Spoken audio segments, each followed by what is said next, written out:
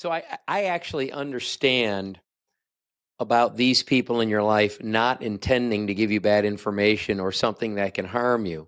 But are you able to come up with an example of something that might be coming from love and care or concern, but is actually detrimental? Of course, I can get. I mean, hopefully we're not going to be here for 5 or 6 hours, but I could go on and on. Number one is your parents, if they're not rich, and most of our parents weren't rich. If you were lucky enough to be born in a rich family, that's very good. That's a good thing. Don't let anybody tell you differently. And if you were born poor like me, then get rid of this thought that rich people are bad and that they did something bad to get their money and that they're greedy, because the rich people are some of the most giving people I know. You can't help people if you don't have a lot of money, or it's much easier to help people if you have a lot of money and a lot of resources.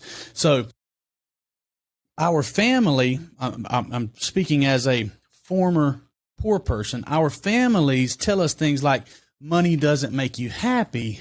Money isn't the answer. Well, that's just kind of insane for somebody to say that. All that is an excuse for why they don't have money, because I've never met a rich person that said money makes me happy and money is my purpose.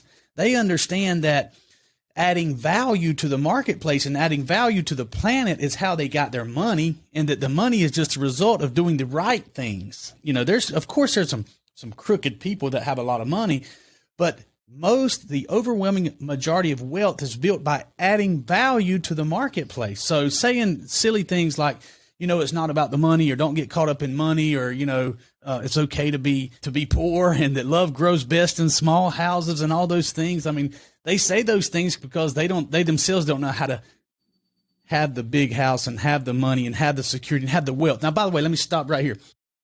The signals that most people are sending on social media about the big house and the big cars, most of that's BS.